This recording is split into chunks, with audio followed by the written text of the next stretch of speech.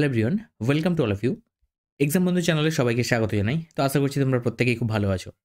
তো আজকে আমরা চলে এলাম এবিটিএ পেজ নাম্বার 212 নিয়ে। এটা আমাদের সম্ভবত ৮ম নম্বর সেট। তো চলো ফটাফট আমরা শুরু করে দিই এই সেটটা। এই সেটে আমরা করব কি, এটা ২১২ নম্বর সেটের পার্ট 1 এর ভিডিও। এই পার্ট 1 ভিডিওতে আমরা ১ এর দাগ থেকে ৯ এর দাগ কভার করব এবং অর্থাৎ উপপাদ্য পর্যন্ত আমরা কভার করব এবং তারপরে প্রয়োগ থেকে সম্পাদ্য-টম্পাদ্য যা আছে আমরা পুরো ১৫ দাগ পর্যন্ত, ঠিক আছে? ১০ থেকে ১৫ দাগ আমরা এর সেকেন্ড পার্ট অর্থাৎ পার্ট 2 তে আমরা কমপ্লিট করব। ওকে? তো তোমরা এতদিন ধরে ভিডিও দেখছো, আশা করি শিডিউলটা তোমরা বুঝে গেছো। মোটামুটি ১ থেকে ৯ অথবা ১০ এরকমই ফার্স্ট পার্টে থাকে এবং তার পরের পার্টটা কিন্তু পুরোটাকে কভার করে দিই। ঠিক আছে? ২ খানা পার্টে কিন্তু সবটাই কমপ্লিট থাকে। এবারে অনেক সময় ১ টা ২ টো কোয়েশ্চেন ছেড়ে যায়। তো সেই কোয়েশ্চেনগুলো ছেড়ে যায় এই কারণে, এত কোয়েশ্চেন যখন আমি পিপিটি রেডি করি, মাঝখানে হয়তো ১ টা ২ টো কোয়েশ্চেন মিসিং হয়ে যায়, বাট ভিডিওটা রেকর্ড করার সময় কোয়েশ্চেনটা হয়তো কোনোভাবে আর পাই না বা স্কিপ হয়ে চলে যায়। ঠিক আছে? তো বুঝতেই পারছো সব টেকনিক্যাল মানে ব্যাপার আরকি। তো হতেই পারে, স্কিপ হয়ে যেতেই পারে কোয়েশ্চেন মাঝে। সেইজন্য যদি কারোর কিছু এরকম কোয়েশ্চেন স্কিপ হয়ে যায় এবং সেক্ষেত্রে তার যদি মনে হয় কোয়েশ্চেনটা পার্টিকুলার দরকার, তো অবশ্যই সেই কোয়েশ্চেন তো রিপিটেড কোনো না কোনো সেটে পেয়ে যাবে। আর যদি মনে হয় তুমি পাওনি, তাহলে সেক্ষেত্রে তোমাকে বলব WhatsApp এ গ্রুপে দেখো লিঙ্ক দেওয়া রয়েছে অ্যাবাউট সেকশনে, সেখানে যাও। ওখান থেকে গ্রুপের লিঙ্কে জয়েন হও, করে সেখান থেকে তুমি কোয়েশ্চেনটাকে ফটো তুলে পাঠাবে, আমি সলভ করে দেবো। ঠিক আছে? তো চলো, আর আশা করি কারোর কোনো ডাউট নেই। আর সবাই যেভাবে অ্যাপ্রিসিয়েট করছো ভিডিওটা দেখে, তো থ্যাংক ইউ সবাইকে থ্যাংক ইউ। মন থেকে ধন্যবাদ সবাইকে। এরকমভাবে তোমরা মোটিভেট করতে থাকো আমাকে এবং তোমাদের জন্য আমি এইভাবে রেগুলার একটা করে সেট কমপ্লিট করতে থাকবো। ঠিক আছে? চলো আর কোনো কথা না বাড়িয়ে আজকের আমাদের ফার্স্ট কোয়েশ্চেন স্টার্ট করে দিই আমাদের। দেখো কি আছে, ৫ বছরের মোট সুদ আসলের ১/৫ অংশ হলে ৫ বছরের মোট সুদ আসলের ১/৫ অংশ। ঠিক আছে? ভালো করে দেখো। ৫ বছরের মোট সুদ আসলের ১/৫ অংশ হলে বার্ষিক সুদের হার কত? ওকে? তার মানে কি? সুদটা আসলের ১/৫। তো আসল আমরা যদি P বলি, ভালো করে দেখো, আসল যদি P বলি, তার মানে যেটা সুদ আসবে সেটা কত আসবে? আসলের ১/৫ মানে P এর ১/৫ অংশ মানে কত আসবে? P/5 এই টাকাটা আসবে। তাই তো? অর্থাৎ আমাদের টাইম দেওয়া আছে এখানে ৫ বছর। তার মানে আমরা লিখতেই পারি I সমান PRT/100। তো I মানে কি? এখানে I মানে হচ্ছে তোমার সুদ যেটা বেরোলো, অর্থাৎ P/5 সমান আসলটা আমরা P ধরেছি আর Rটা আমরা কি করব? বের করব। টাইম হচ্ছে দেওয়া আছে ৫ বছর। ঠিক আছে? তো সলভ করো এখান থেকে দেখো। ৫ দিয়ে কাটলে ২০ হয়। এখানে ৫ ৪ এ ২০ হয়। আর P কেটে গেল, কোনাকুনি গুণ করে দাও। R সমান হয়ে যাবে 4%। ঠিক আছে? দেখো ৪ আর এদিকে কিছু নেই মানে ১ হয়। ৪ এর সঙ্গে ১ গুণ করে ৪। আর এদিকে R যেমন আছে তো সেটাকে ঘুরিয়ে লিখলাম R সমান 4%। ঠিক আছে? নেক্সট কোয়েশ্চেন দেখো। √5 + √4 সমান x হলে √5 - √4 এর মান কত? ঠিক আছে? তো দেখো কিভাবে এটাকে আমরা কিভাবে করতে পারি? যেটা দেওয়া আছে সেখান থেকে আমরা স্টার্ট করছি। √5 + √4 সমান দেওয়া আছে কত? x। তো এই জিনিসটাকে আমরা কি করছি দেখো, করণ নিরসন করছি উপরের ক্ষেত্রে, উপরের করণ নিরসন করছি। অর্থাৎ আমরা কি করব, এর √5 + √4 এর সাথে আমরা √5 - √4 দিয়ে মাল্টিপ্লাই করব। যেমন নিচে করে থাকি সেম টু সেম এটা উপরের জন্য করছি। ঠিক আছে? তো দেখো এখানে পাচ্ছি কি, নিচেও উপরে যেমন √5 - √4 গুণ করেছো, তো নিচেও তো তাই গুণ করতে হবে। তবে তো অঙ্কের নিয়ম অনুযায়ী দেখো এই পোরশনটা কেটে গেলে যেমন √5 + √4 থাকে সেটাই পড়ে থাকবে। অর্থাৎ তুমি তোমার প্রয়োজন অনুসারে তোমার সলিউশনের জন্য তুমি যেটা খুশি অঙ্কের মধ্যে গুণ করতে পারো। তো যদি গুণ করে থাকো সেটাকে ভাগ করে দিতে হবে। আর যদি ভাগ করে থাকো তাহলে গুণ করে দিতে হবে। আর যোগ করে থাকলে বিয়োগ করতে হবে, বিয়োগ করে থাকলে যোগ করতে হবে। অথবা সমান চিহ্নের ২ সাইডে তুমি একই অপারেশন করতে পারো। অর্থাৎ এদিকেও যোগ করলে এদিকেও যোগ করবে। এইরকম। ঠিক আছে? তো সেরকমও করা যায়। তো আমার যেমনটা প্রয়োজন আমি সেইভাবে করে নিলাম। তো এর ফলে দেখো কি তৈরি হচ্ছে, উপরে আমার তৈরি হচ্ছে a² - b² এর সূত্র। কারণ দেখো এখানে a + b, a - b দেখতে পাচ্ছ। তো এখানে a মানে কি √5, b মানে কি √4। তার মানে আমরা লিখতে পারি কি √5 এর হোল স্কোয়ার মাইনাস √4 এর হোল স্কোয়ার। দেখো a² - b²। আর নিচে যেমন √5 - √4 আছে সেটা আমরা রাখলাম। ঠিক আছে? √4 সমান এখানে আসছে কত? x। আচ্ছা, উপর থেকে দেখো √5 এর স্কোয়ার করলে হবে কত? ৫ বিয়োগ √4 এর স্কোয়ার করলে হবে কত? ৪। আর এখানে x এর সঙ্গে √5 - √4 মাল্টিপ্লাই হয়ে গেল। তার মানে এখান থেকে বিয়োগ করলে হবে কত? দেখো ৫ থেকে ৪ বিয়োগ করলে হবে ১। আর এখানে x × √5 - √4। তো আমাদের বের করতে হবে √5 - √4 এর মান। তো √5 - √4 সমান আমরা লিখতে পারি 1/x। দেখো x টা এখানে ভাগ করে দিলাম। তো এটাই আমাদের হয়ে যাবে উত্তর। বাট এখানে একটু দেখো অপশন মিস্টেক আছে। এগুলো অ্যাকচুয়ালি লেখা অপশন ছিল 2/x। ঠিক আছে? এটা হচ্ছে x/2, এটা x/2।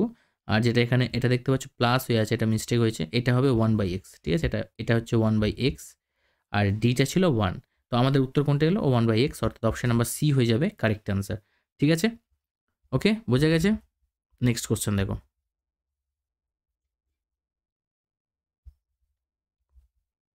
এক সেকেন্ড।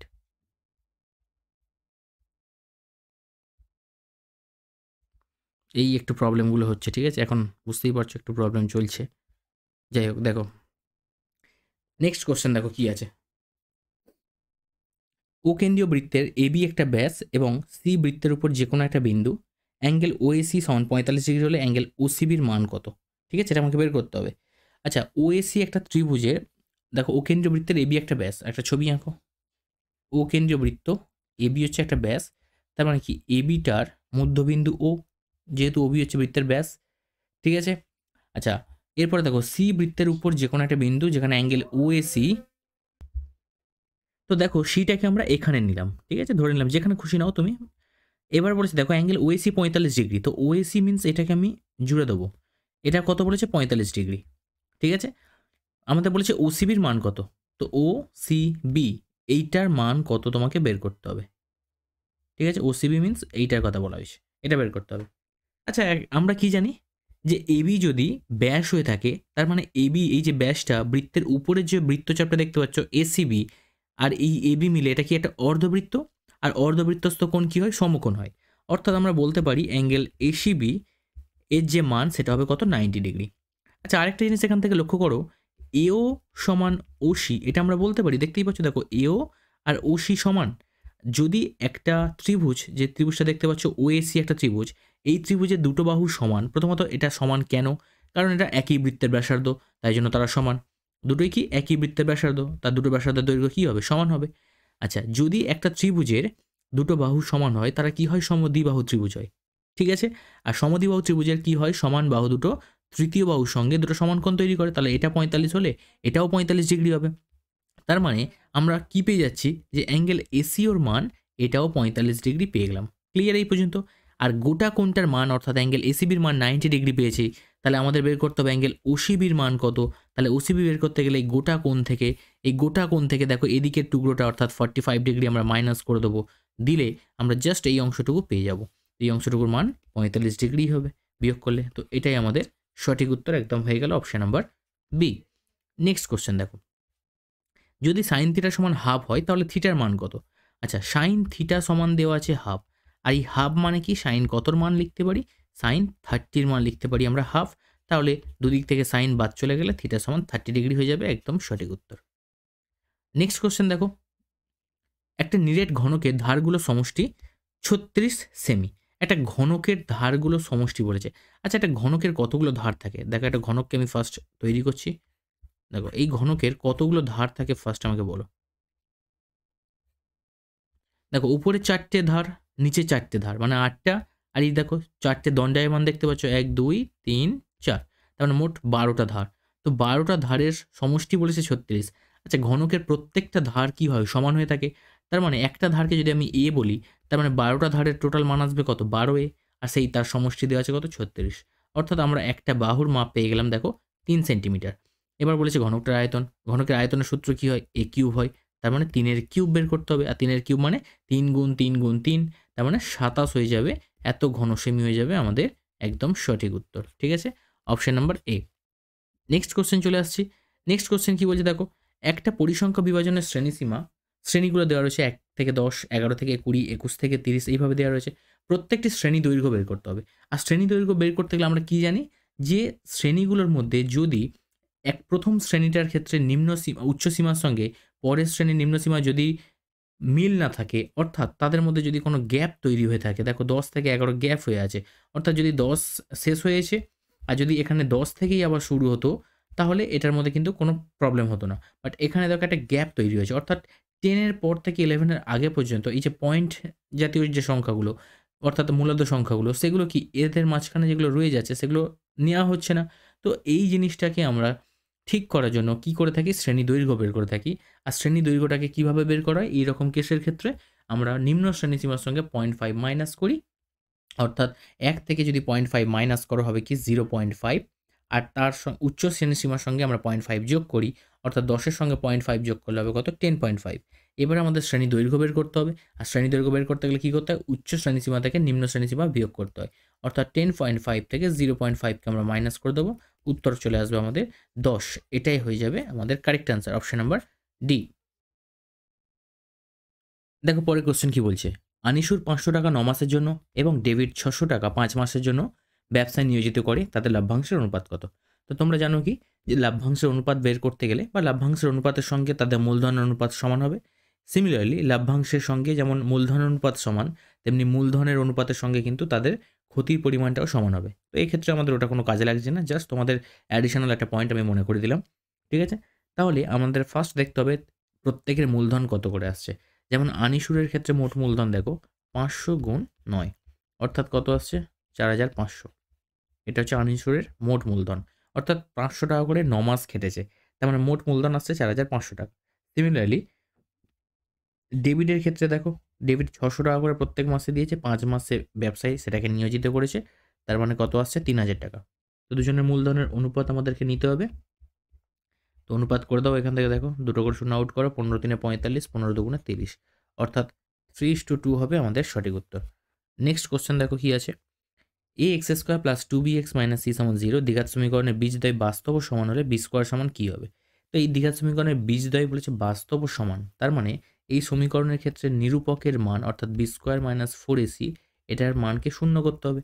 তো বি স্কোয়ার মানে বি মানে কি এক্সের যে সহগ আছে, তো এক্সের সহগ কী দেখতে পাচ্ছি 2b, তো এখানে 2bর হোল স্কোয়ার মাইনাস 4, এ মানে কত, এ মানে এক্স স্কোয়ার যে সহগ সেইটা, তো এখানে দেখো এর মান এই আছে, তার মানে এখানে এ বসাবো ইন্টু সি। তো সি মানে এখানে দেখো দেখতে পাচ্ছ সি মানে যেটা ধ্রুবক পার্ট অর্থাৎ মাইনাস সি আছে, তার মানে মাইনাস সি লিখলাম সমান 0। তার মানে এখানে আসছে কত 4b স্কোয়ার মাইনাসে মাইনাসে প্লাস 4ac, এটা সমান 0। তা আমাদের বলেছে কি যে এখানে দেখো কি হবে, মানে বি স্কোয়ারের মান কি হবে, তাই তো। তো বি স্কোয়ারের মান দেখো এখানে আসছে তোমার 2 স্কোয়ার, এটা কাটলে 4b স্কোয়ার, এখানে 4ac 4 কমন নিয়ে নাও, নিলে আসবে বি স্কোয়ার প্লাস এসি সমান 0। তার মানে 4 এদিকে ভাগ করে পাঠিয়ে দিলে পড়ে থাকবে বি স্কোয়ার প্লাস এসি সমান 0, মানে 4টা আমরা এদিকে পাঠিয়ে শূন্য করে দিয়েছি অলরেডি, তাহলে বি স্কোয়ার সমান চলে আসছে কি মাইনাস এসি। তো এটাই আমাদের উত্তর মাইনাস এসি। ওকে, নেক্সট কোশ্চেন দেখো, দুটি কোণের সমষ্টি ড্যাশ হলে তাদেরকে পরস্পরের সম্পূরক বলা হয়। তো জানো সম্পূরক হতে গেলে পরস্পর দুটো কোণের যোগফল 180 ডিগ্রি হতে হবে। পরের কোশ্চেন দেখো, সাইন থিটার সর্বোচ্চ মান কত? আচ্ছা, সাইন থিটার সর্বোচ্চ মান বের করতে গেলে আগে দেখতে হবে সাইন 3 থিটার সর্বোচ্চ মান কত। তো সাইন 3 থিটার সর্বোচ্চ মান দেখতে গেলে আগে দেখতে হবে সাইন থিটার সর্বোচ্চ মান কত।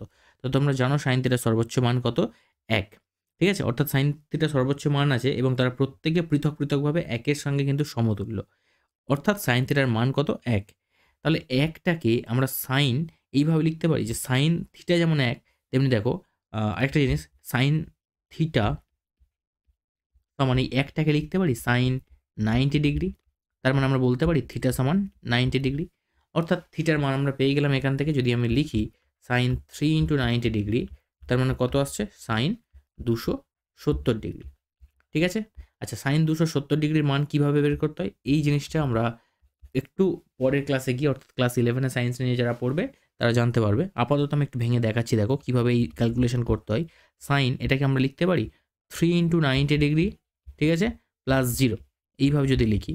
তো এখানে মনে রাখবে যে তোমার সাইন 3 ইন্টু 90, এখানে 3 মানে অড নাম্বার, তো যদি ইভেন থাকতো তাহলে সাইন থাকতো, যেহেতু বিজোড় সংখ্যা অর্থাৎ অড নাম্বার, তো সেক্ষেত্রে সাইন কিন্তু হয়ে যাবে কস, আর তার সাথে আছে 0 ডিগ্রি। এখানে প্লাস মাইনাসের কারণেও চেঞ্জ হয়, পাথ চেঞ্জ করতে, অর্থাৎ অল সাইন ট্যান কস যখন তোমরা শিখবে, অল সাইন এখানে ট্যান আর এখানে কস, ঠিক আছে। তো এরকম দেখো 3 ইন্টু 90 মিনস, দেখো 3 ইন্টু 90, একটা 90 এখানে, দুটো 90 এখানে, তিনটে 90 এখানে, অর্থাৎ 3 ইন্টু 90 মানে এখানে এলো 0 মিনস এই দাগের উপরে পড়ছে।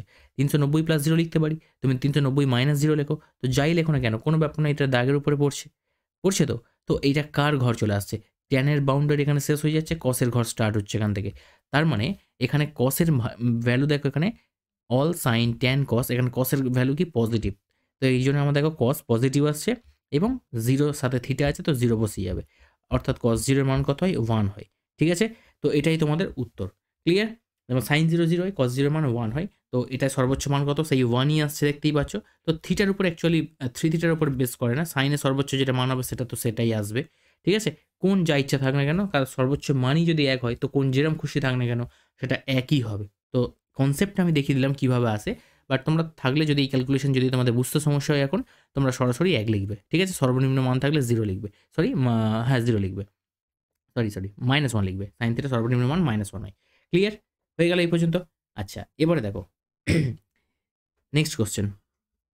নেক্সট কোয়েশ্চেন কি আছে দেখো, একটা নিরেট গোলককে গলিয়ে একটা নিরেট লম্ববৃত্তাকার চোঙ তৈরি করা হলে গোলক ও চোঙের ড্যাশ সমান হবে। তো এখানে মনে রাখবে আয়তন সমান হবে, কারণ ওই নিরেট গোলকটাকে গলিয়েই সেই ধাতু দিয়ে চোঙ তৈরি করা হচ্ছে। তো সেক্ষেত্রে আমাদের আয়তন দুটোকে সমান করতে হবে আর কি। ঠিক আছে? এরপর বলেছে দেখো, কিছু ছাত্রের বয়স দেওয়া আছে 10, 11, 9, 13, 7, 8, 14, তাদের বয়সের মধ্যমা করতে হবে। ঠিক আছে? তো মধ্যমা করতে গেলে তোমরা জানো ফার্স্ট ওটাকে অ্যাসেন্ডিং অর্ডার অর্থাৎ ছোট থেকে বড়তে সাজাতে হবে। তো আমরা সাজিয়ে নিই 7, 8, 9, 10, 11, 13, ঠিক আছে? আর 14। তো এখানে কটা সংখ্যা আছে দেখতে পাচ্ছ? 1, 2, 3, 4, 5, 6, 7। তার মানে n এখানে কত? 7। তাহলে n যদি 7 হয় তার মানে আমরা মধ্যমা যে পদটা আসবে, ঠিক আছে? মধ্যমা পদ যেটা আসবে সেটা কোনটা আসবে? n+1/2 এইটা আসবে। তো n এর মান 7 মানে 7 যোগ 1/2 মানে 8/2 মানে 4। মানে চতুর্থতম পদটা কিন্তু মধ্যমা পদ। তাহলে চতুর্থ পদ দেখো 1, 2, 3, 4। তো এটা আমাদের হয়ে যাবে মধ্যমা, অর্থাৎ 10 হয়ে যাবে কারেক্ট আনসার, অর্থাৎ 10 বছর হবে মধ্যমা। ঠিক আছে? এবার তোমরা এইরকমভাবে নাও করে, যেহেতু এটা এমসিকিউ তোমরা দেখতে পারো এদিক থেকে 3টে বাদ, এদিক থেকে 3টে বাদ, তো মাঝখানের সংখ্যাটা হবে। ঠিক আছে? বাট যদি দেখতে এরকম সংখ্যা থাকতো, এদিকে 3টে এদিকে 3টে বাদ দেওয়ার পরেও মাঝখানে 2টো থাকতো, অর্থাৎ n এর মান জোড় সংখ্যক যদি থাকতো, এখানে যদি জোড় সংখ্যক সংখ্যা থাকতো তাহলে সেক্ষেত্রে সমান সমানগুলো এদিকে বাদ দেওয়ার পরেও দেখবে মাঝখানে 2খানা সংখ্যা পড়ে থাকবে। তখন কি করতে? তখন ওই দুটোকে যোগ করে 2 দিয়ে ভাগ করতে। সেটাই হবে তোমার কিন্তু মধ্যমা। এখানে যেমন মধ্যমা দেখো অড নাম্বারের ক্ষেত্রে এখানে এক্সিস্ট করছে, সেক্ষেত্রে কিন্তু মধ্যমা কিন্তু এখানে এক্সিস্ট করবে না। এখানে 10 পয়েন্ট সামথিং বা এরকম দশমিক দিয়ে কিছু একটা আসবে। ওকে? নেক্সট কোয়েশ্চেন দেখো কি আছে।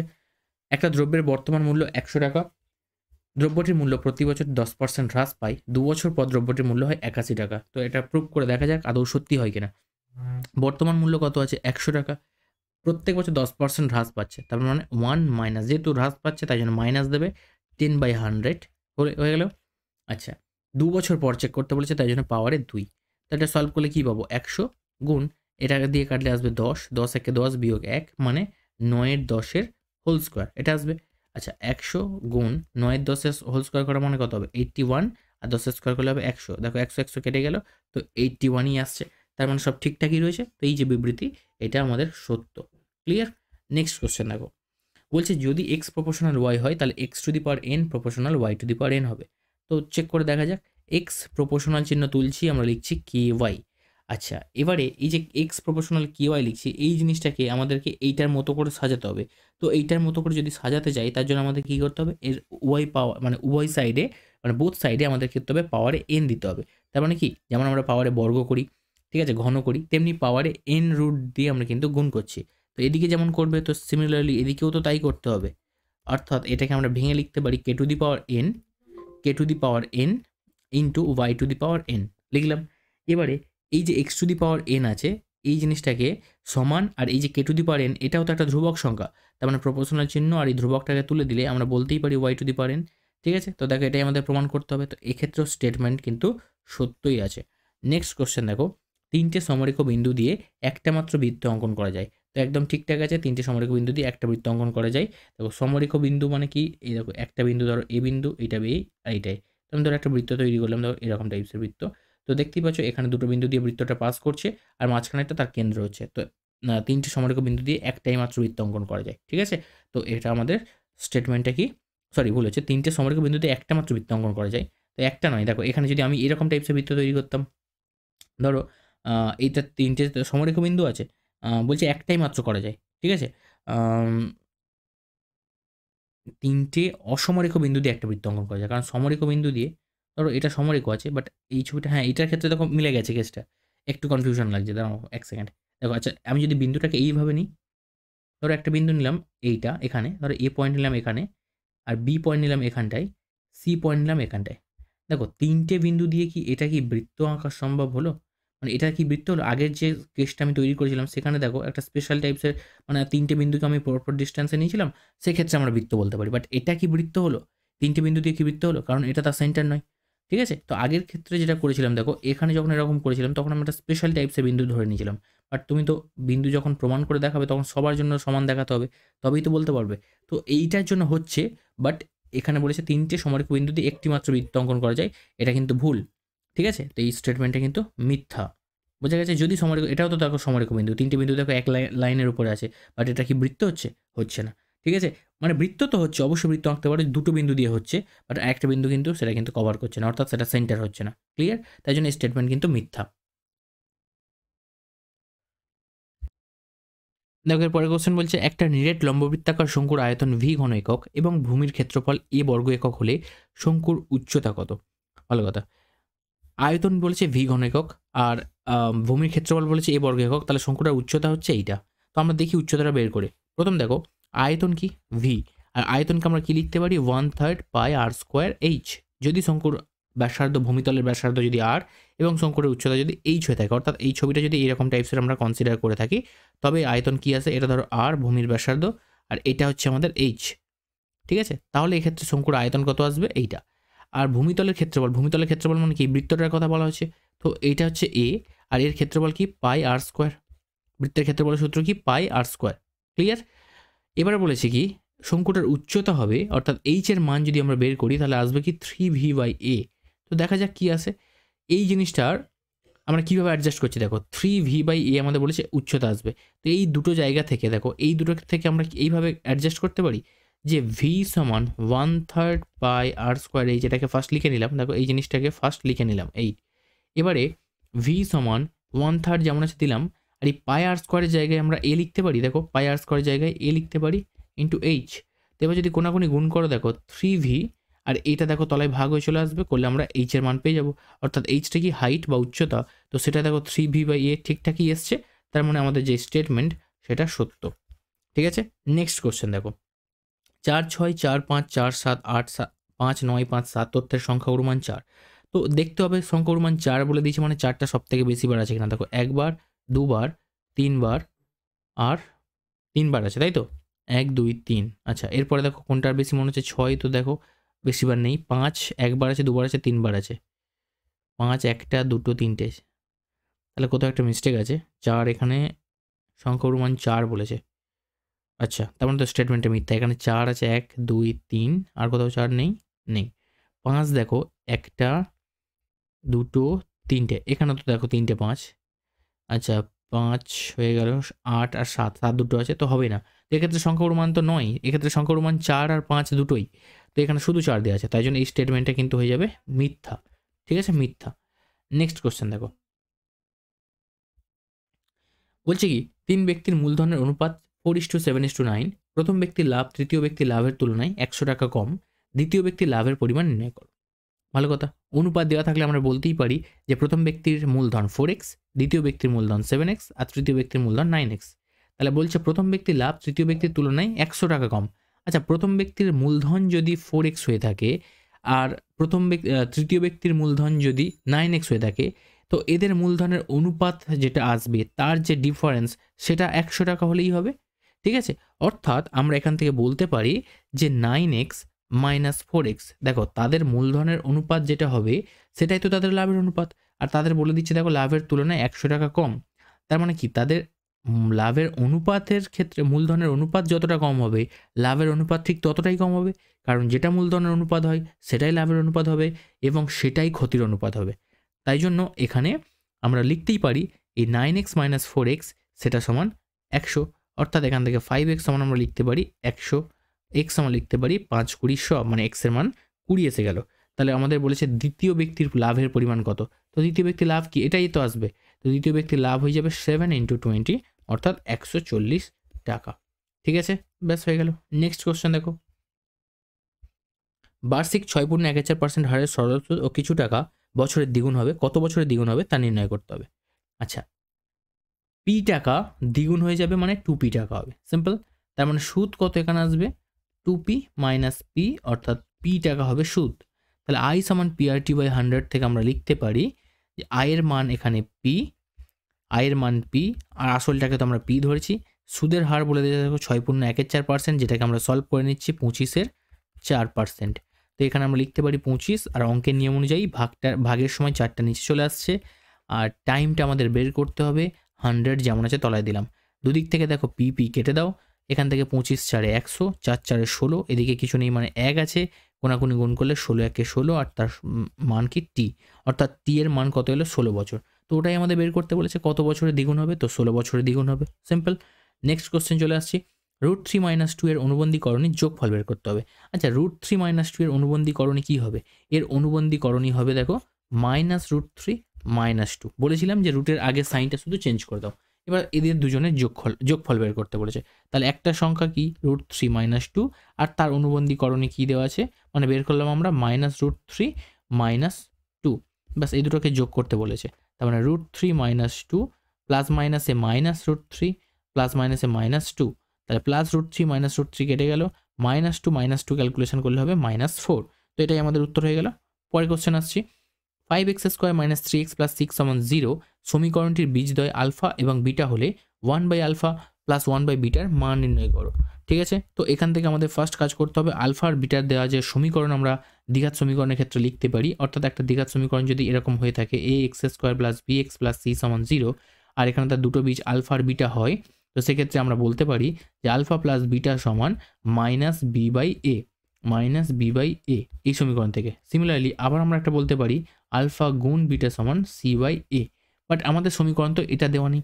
আমাদের সমীকরণ কি এটা দেওয়া নেই, এটা তো জেনারেল ইকুয়েশনের ক্ষেত্রে আমরা লিখতে পারি। আমাদের সমীকরণ দেওয়া আছে এইটা। তো এই ক্ষেত্রে দুটো বীজ যদি আলফা আর বিটা বলে দেওয়া আছে দেখো, আলফা আর বিটা, তো সেক্ষেত্রে আমরা বলতে পারি আলফা প্লাস বিটা সমান -b/a। তো মাইনাস দিলাম, বি মানে কি এক্স এর যে সহগ অর্থাৎ -3, তো -3 নিলাম, বাই এ, দেখতে পাচ্ছ এখানে এ, তো এ মানে কি x² যে সহগ সেটা হচ্ছে এ অর্থাৎ 5। এটা সলভ করলে মাইনাসে মাইনাসে প্লাস 3/5।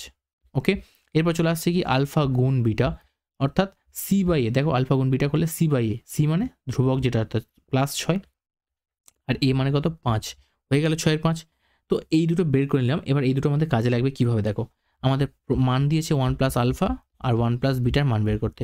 তাহলে এখান থেকে আলফা বিটা লসাগু হবে, এখানে কি আলফা বিটাকে আলফা দিয়ে ভাগ করলে কি হবে বিটা হবে, তো বিটা এখানে বসলো একের সঙ্গে গুণ করে। তেমনি এখানে আলফা বিটাকে বিটা দিয়ে ভাগ করলে কি হবে আলফা, আলফার সঙ্গে 1 গুণ করলে সেই আলফা, বিটা প্লাস আলফা যে আলফা প্লাস বিটা, তাই তো তার মান কত এসছে 3/5, বাই আলফা বিটার মান কত বের করেছি আমরা 6/5। সলভ করো, উপরে যেমন আছে বসিয়ে দাও। এই যে মেন ভাগটা দেখতে পাচ্ছ এটাকে যদি আমরা গুণ করি নিচের ভগ্নাংশ যা থাকে সব উল্টে যায়, অর্থাৎ 5-এর 6, 5 5 কেটে দাও, 3 1 3 আর 3 2 6, অর্থাৎ 1 2 হয়ে যাবে আমাদের correct answer, alpha 1/α + 1/β value. Next question চলে আসছি আমরা, একটা বৃত্তের ব্যাসের দৈর্ঘ্য 20 সেমি, ঠিক আছে, যদি বৃত্তটির কেন্দ্র থেকে কোনো জ্যায়ের দূরত্ব 8 সেমি হয়, তাহলে জ্যাটির দৈর্ঘ্য বের করতে হবে। ভালো কথা। প্রথম কথা দেখো, একটা বৃত্তের ব্যাসের দৈর্ঘ্য 20 সেমি দেওয়া আছে, ছবিটা আঁকো, দেখো একটা বৃত্ত ব্যাস দেওয়া আছে, ঠিক আছে, ধরো এবি, কোনো নাম দেয়নি তো আমি এবি দিয়ে দিলাম, এবি হচ্ছে ব্যাস, এর কেন্দ্র দেখতে পাচ্ছ এটা, আর এটা যদি 20 সেমি হয় তার মানে এ ওর দৈর্ঘ্য আর ওবির দৈর্ঘ্য দুটো কি ব্যাসার্ধ, তো এর দৈর্ঘ্য কী হবে 20/2 অর্থাৎ 10 সেন্টিমিটার। ঠিক আছে, পেয়ে গেলাম।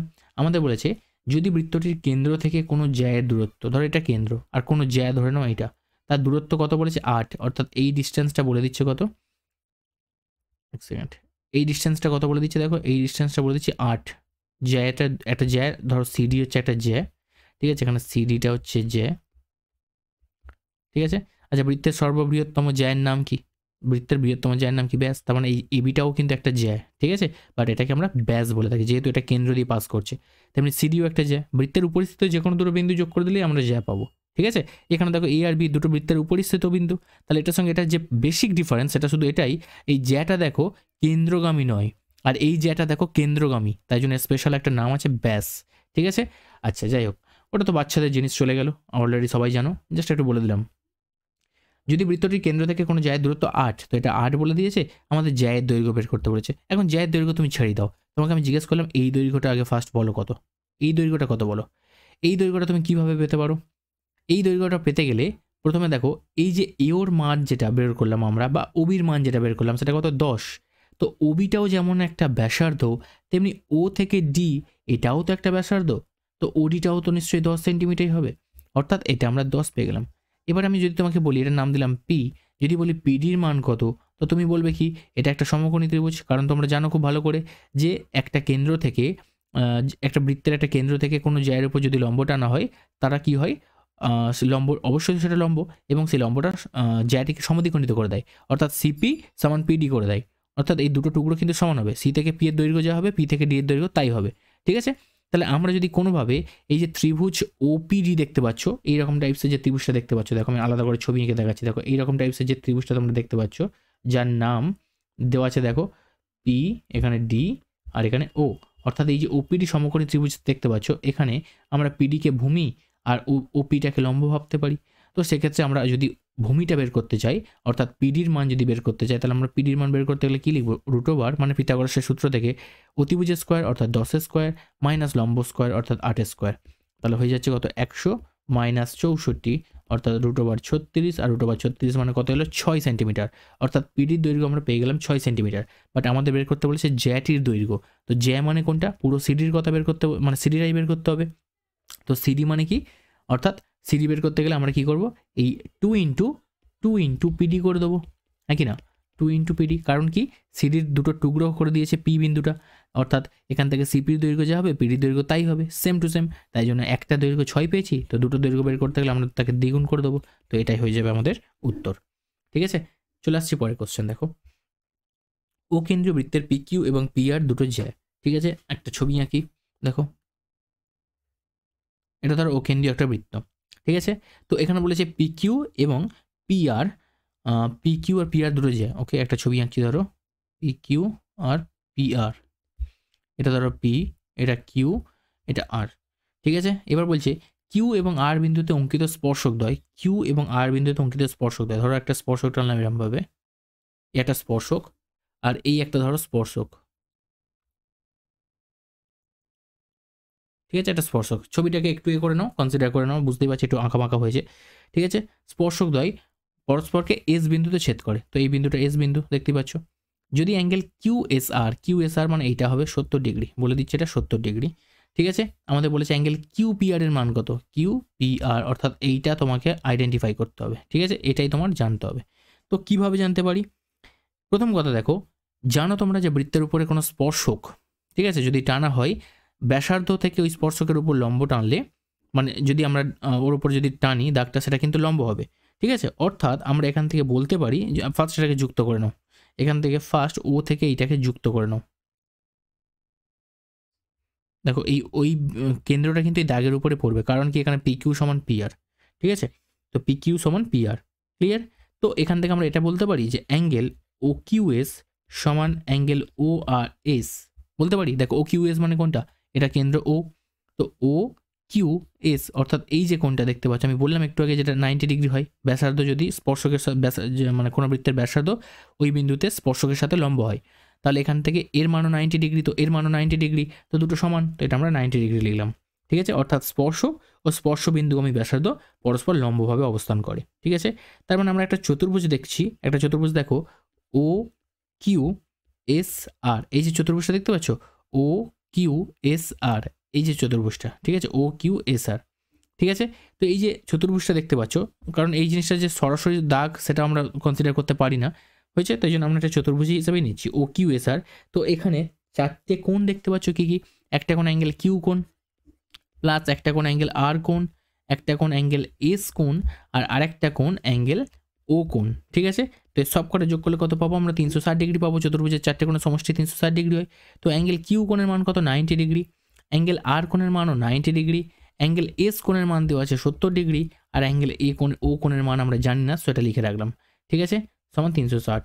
তো এই সব কটাকে যোগ করলে 90 90 180, 180 70 মানে 250, তাই তো। তো অ্যাঙ্গেল ওর মান চলে আসছে কত, 360 মাইনাস 250, তো বিয়োগ করে দাও, 110 ডিগ্রি পেয়ে গেলাম। আর অ্যাঙ্গেল ও কোণ যদি পেয়ে যাই, আর আরেকটা উপপাদ্য আমরা করেছি যে কেন্দ্রস্থ কোণ বৃত্তস্থ কোণের দ্বিগুণ হয়ে থাকে, অর্থাৎ অ্যাঙ্গেল এই যে ও আর, এই ছবিটা অ্যাকচুয়ালি এইরকম টাইপসের কল্পনা করো, ঠিক আছে, এইরকম, তাহলে বুঝতে সুবিধা হবে। দেখো এইরকম টাইপসের হয়ে আছে, অ্যাকচুয়ালি এইরকমভাবে আমি যে ছবিটা এঁকেছি সেইভাবে অ্যাকচুয়ালি নেই, এইরকমভাবে আছে। এটা হচ্ছে এস বিন্দু, ঠিক আছে, এইটা হচ্ছে এস বিন্দু। আর এইবার দেখো ছবিটা এবার বুঝতে তোমাদের সুবিধা হবে, এইটা অ্যাকচুয়ালি এইরকম ছবিটা আছে। ঠিক আছে, ক্লিয়ার? এইটা থেকে একটু ভালো করে এখানে বুঝতে পারবে এটা পি বিন্দু, এটা ও পয়েন্ট, এটা আর পয়েন্ট, আর এটা আমাকে আইডেন্টিফাই করতে হবে। এবার এই ছবিটা দেখে এই মনে করতে পারছো এই বৃত্তটা দেখে যে কেন্দ্রস্থ কোণ পরিধিস্থ কোণের দ্বিগুণ হয়। তো সেখান থেকে আমরা বলতে পারি কেন্দ্রস্থ কোণ মানে অ্যাঙ্গেল আর ও এস, ঠিক আছে, আর ও কিউ, ঠিক আছে, আর ও কিউ, এটার মান কী হবে না অ্যাঙ্গেল আর পি কিউ এর দ্বিগুণ হবে, অর্থাৎ ও কোণটা এর দ্বিগুণ হবে। তো আমাদের বের করতে বলেছে কি অ্যাঙ্গেল পি কোণ, অর্থাৎ angle P angle Q P R, angle Q P R এটার মান বের করতে বলেছে। তো এটা যদি এর দ্বিগুণ হয়ে থাকে তার মানে এই অ্যাঙ্গেল কিউ পি আর এর মান নিশ্চয়ই এটার অর্ধেক হয়ে থাকবে, স্বাভাবিক। তার মানে 110/2 করে দেবো আমরা, পেয়ে যাবো 55 এত ডিগ্রি। এটা হয়ে যাবে আমাদের কারেক্ট আনসার। নেক্সট কোশ্চেন দেখো, এবিসি ত্রিভুজের বিসি বাহুর সমান্তরাল সরলরেখা। আচ্ছা, একটা এবিসি ত্রিভুজের ফার্স্ট তৈরি করে নিই, এবিসি ত্রিভুজ। তো এ বি সি, তো এই ত্রিভুজে দেখতে পাচ্ছ বিসি বাহুর সমান্তরাল সরলরেখা এবি ও এসিকে যথাক্রমে পি এবং কিউ বিন্দুতে ছেদ করেছে। তো এটা পি বিন্দু ধরে নাও, এটা কিউ বিন্দু ধরে নাও, বিসির সাথে দেখো এটা সমান্তরাল, অর্থাৎ এবি নয় সরি বিসি সমান্তরাল পি কিউ, এটা বলে দেওয়া আছে, ঠিক আছে। পি এবং কিউ বিন্দুতে ছেদ করেছে। যদি এ কিউ সমান 2AP, দেখো এ কিউ মিন্স এইটা সমান 2AP, আর এপি মানে কোনটা এইটা। তো এ কিউর দৈর্ঘ্যটা এপির হচ্ছে দ্বিগুণ। তার মানে বুঝতে পারছি এই যে ছবিটা অ্যাকচুয়ালি এরকম নয়, এই ছবিটা অ্যাকচুয়ালি মানে একটু অন্যরকম, এই ছবিটা একটু ছোট হবে আর এই বাহুটা একটু বড় হবে। অর্থাৎ দেখো ছবিটা আমি একটু এঁকে দেখাই, ধরো এইরকম টাইপসের এইটা, ঠিক আছে। তো দেখতেই পাচ্ছ এর সমান্তরাল সরলরেখা যদি যদি যাই হয়েছে। তো এবারে কল্পনা করো এ পি বি কিউ এখানে সি, দেখতেই পাচ্ছ এপির যে দৈর্ঘ্য, এ কিউর যে দৈর্ঘ্য, সরি এ কিউ মানে এইটা, এ কিউর যে দৈর্ঘ্য সেটা এপির দ্বিগুণ। তো বুঝতেই পারছো এটা অর্ধেক মানে এই অংশটুকু মোটামুটি পড়ছে এর দ্বিগুণ, ঠিক আছে। ছবিটা ক্লিয়ার একদম। তো পরীক্ষার সময় তুমি থরি না দুটো করে ছবি আঁকতেই হবে, তুমি যে কোনো একটা আঁকবে, কনসেপ্ট বুঝলেই হবে শুধু। তো তোমাদের বলেছি কি পিবি ইস টু কিউসি বের করো, পিবি মিনস এইটুকু আর কিউসি মিনস এইটুকু, ঠিক আছে। এই দুটোর রেশিও বের করতে হবে, তার মানে এই দুটো টুকরো আগে তোমাকে পেতে হবে, ক্লিয়ার। তো যদি আমরা এইরকমভাবে পাই আর এটাকে সদৃশ্য ত্রিভুজ কনসিডার করে থাকি, অর্থাৎ আমরা বলতেই পারি পি কিউ সমান্তরাল বিসি, তো এটা বলা আছে। তো এখান থেকে আমরা বলতে পারি যেহেতু এই বাহু দুটো সমান্তরাল, তার মানে তাদের অনুপাতগুলো, বাহুগুলোর অনুপাতগুলো কী হবে, সমান হবে। অর্থাৎ আমরা বলতেই পারি এপি বাই বিপি সমান এখানে এ কিউ বাই কিউসি। অর্থাৎ দেখো এই অংশটার দৈর্ঘ্য বাই এই অংশটার দৈর্ঘ্য সমান এই অংশটার দৈর্ঘ্য বাই এই অংশটার দৈর্ঘ্য, ক্লিয়ার, বোঝা গেছে। তো এপির মান দেখো এখানে প্রথম যেটা আছে এপি বাই এখান থেকে এ কিউ করে নাও, ঠিক আছে। এপি, এক সেকেন্ড, আমাদের মান কোনটা দেওয়া রয়েছে, এ কিউর মান দেওয়া রয়েছে, তাই তো। এ কিউর মান আচ্ছা যেমন আছে আগে ফার্স্ট বসা হয় এপি বাই বিপি, আর এ কিউ জায়গায় 2AP লিখে দিচ্ছি, ঠিক আছে। আর নিচে কিউসি,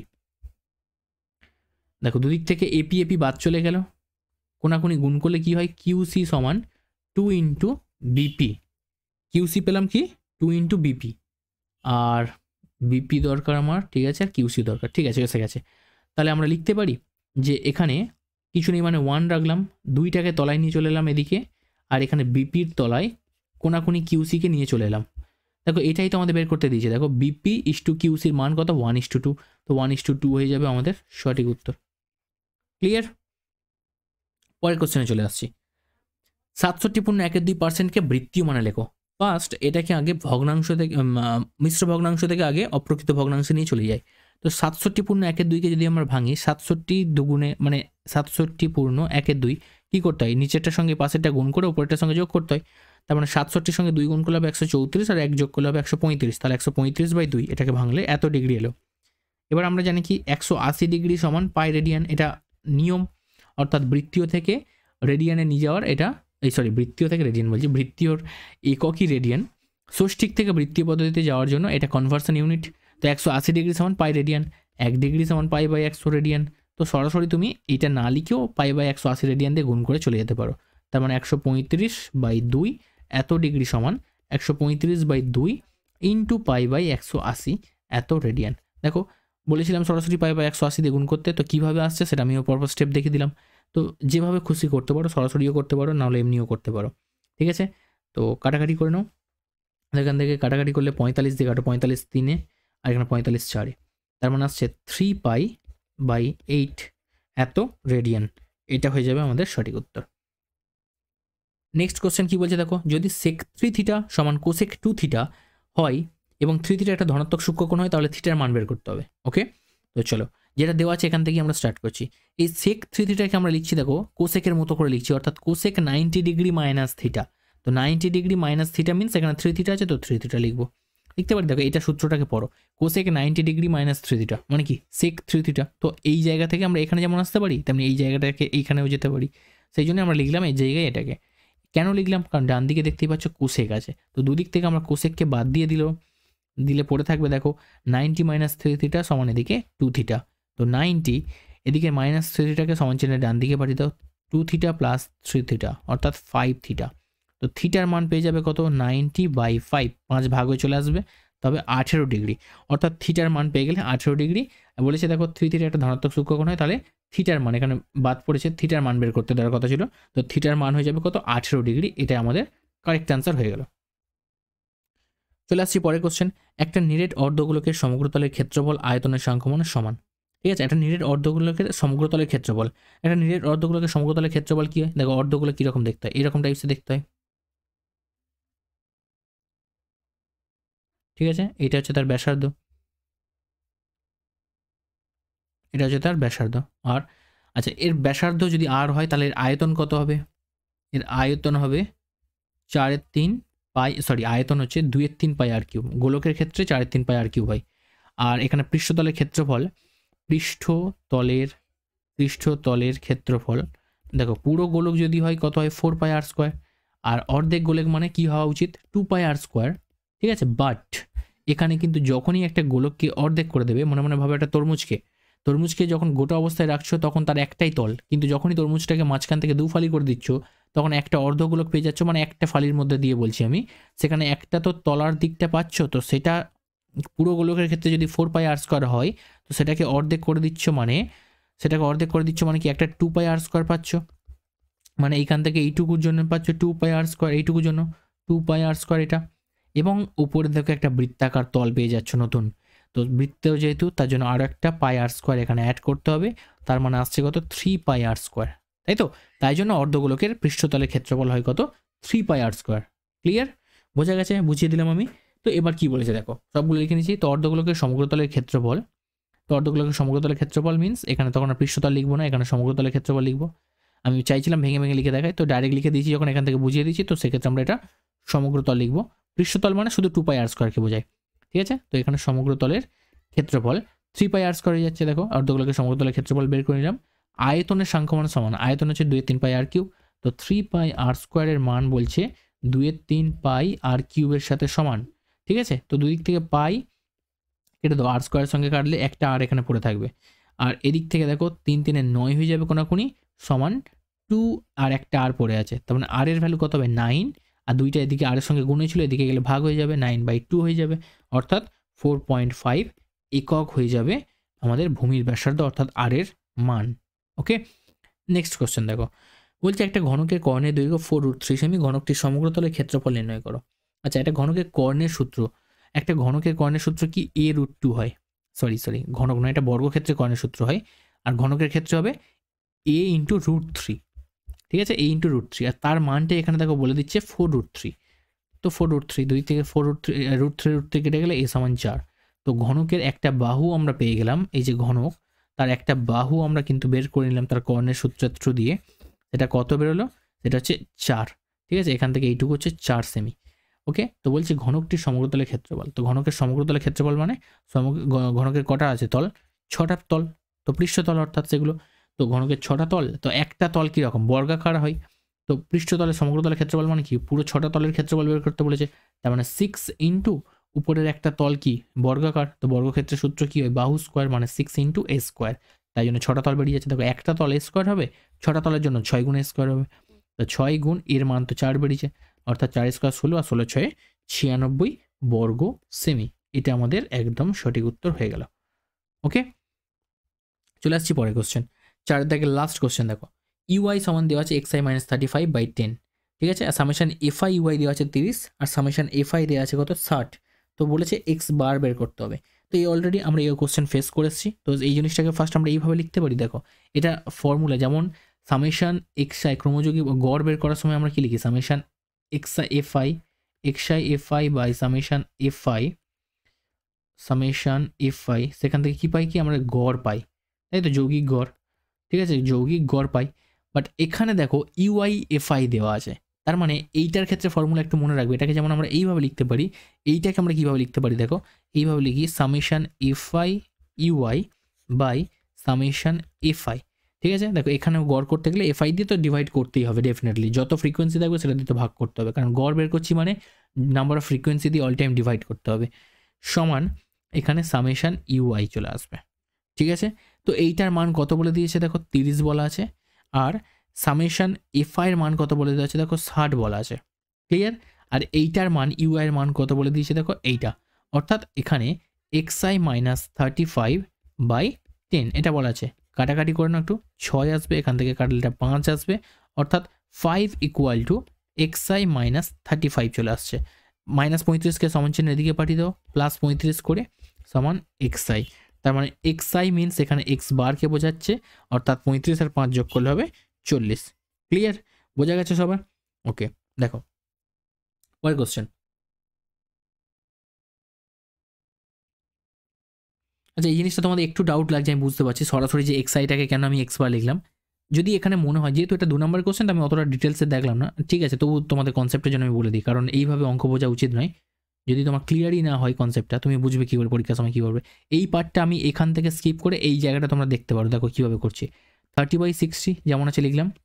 দেখো এই এক্সআইটাকে আমরা এই 10 দিয়ে সরাসরি কাটবো না, 10 দিয়ে না কেটে কীভাবে করছি দেখো, এই জিনিসটা কাটাকাটি করছি না, আমরা এটাকে ভেঙে দিচ্ছি, এক্সআই/10 করছি, -35/10 করছি। ঠিক আছে, এবার 30/60 যেমন আছে লিখলাম। এটাকে নর্মাল এদের ক্যালকুলেশন করতে পারো, এদিকে 1 আর এদিকে 2, অর্থাৎ 1 এর 2। আর এই যে এক্সআইকে 10 দিয়ে ডিভাইড করা হয়েছে, এই এক্সআইকে 10 দিয়ে ডিভাইড করা মানে এখান থেকেই তুমি কিন্তু এক্স বার অর্থাৎ গড় পেয়ে গেলে। ক্লিয়ার? অর্থাৎ এইটাকেই তুমি লিখতে পারো এক্স বার, ভালো করে বোঝার চেষ্টা করো, এটাকেই তুমি লিখতে পারো এক্স বার বাই 10। ঠিক আছে, সমান 35/10। এবারে বেসিক ক্যালকুলেশন যেমন করছিলে করবে, এইভাবেই করলে দেখবে সেই 40ই আসবে। ওকে, বুঝতে পেরেছো? পরের কোশ্চেন দেখো। দেখো বলছে কোন একটা শহরের বার্ষিক জনসংখ্যা বৃদ্ধির হার 8%। শহরের বর্তমান জনসংখ্যা দেওয়া আছে, 3 বছর পূর্বে শহরটির জনসংখ্যা কত ছিল? আচ্ছা, 3 বছর পূর্বে যেতে হবে, তো 3 বছর পূর্বে কত ছিল? দেখো 3 বছর পূর্বে ধরে নেওয়া ছিল এক্স, এখন সেইটাই তো জনসংখ্যা বৃদ্ধির হার 8% করে, অর্থাৎ এক্সের উপরে প্রত্যেক বছর 8% করে বেড়েছে, বেড়ে বেড়ে কত বছর? 3 বছর বেড়ে এখন বর্তমানে এসছে কত? এই টাকাটা, এই টাকা বলছি সরি, জনসংখ্যা এসছে এইটা। ঠিক আছে, 1,96,830। তো এখান থেকে এক্স এর মান বের করা মানে কি, 3 বছর আগে যেটা জনসংখ্যা ছিল সেটা বেরিয়ে যাবে। তো একটু কেটে ছোটো করে নাও, এখান থেকে 4 দিয়ে কাটো, 4 দিয়ে কাটো 2, এখানে কাটো 25, অর্থাৎ এক্স গুণ এখানে 25, 1 25 আর 2 27, 27 এর 25 এর হোল কিউব সমান আসবে 1,96,830। তার মানে এক্স এর ভ্যালু যেটা চলে আসবে, দেখো এখান থেকে 1,96,830 আর এই যে 27/25 এদিকে কিন্তু ভাগ হয়ে চলে আসবে কিউবে। তার মানে এটাকে ভাঙলে পাবো 1,96,830, আর নিচে 27-এর 25 যেটাকে আছে কিউবে, আমরা যদি লিখি 27-এর 25, 27-এর 25 গুণ 27-এর 25 এইভাবে লিখবো। তো এই প্রত্যেকটার ক্ষেত্রে যে 25গুলো তলায় লিখবো, প্রত্যেকটার ক্ষেত্রে যে 25গুলো তলায় লিখছি সেগুলো কি গুণের নিয়ম অনুযায়ী উপরে উঠে যাবে। তো আমরা সরাসরি এখান থেকে আর এইভাবে না লিখে 25গুলোকে আমরা উপরে লিখে দিলাম। ঠিক আছে, 25 গুণ 25 গুণ 25। ওকে, তো চলো কাটাকাটি করা যাক। 27 আর এটাকে কাটাকাটি করো, এটাকে কাটলে আসছে কত? 7,290। আবার দেখো 27 দিয়ে এটাকে কাটাকাটি করে যায়, এটাকে যদি 27 দিয়ে কাটো কত আসছে দেখো 270, 27 27 29, 27 27 হবে, তার মানে 729 হয়, 270। আবার এটা দিয়ে কাটো 10 আসবে। ঠিক আছে, তো 25 25 গুণ করলে 625, আর 625-এর সঙ্গে আরও 25 গুণ করবে, করলে আসবে কত? 15,625, আর তার সঙ্গে একটা শূন্য বসিয়ে যাবে, তার মানে 15,625 আর একটা শূন্য, মানে 3 বছর আগে যে জনসংখ্যা ছিল সেটা কত ছিল? 1,56,250 জন, আর সেটা 3 বছর পর বৃদ্ধি পেয়ে 8% হারে বেড়ে বেড়ে দাঁড়িয়েছে কত? 1,96,830। তো এটা হয়ে গেল আমাদের এক্স এর মান, আর এটাই আমাদের উত্তর।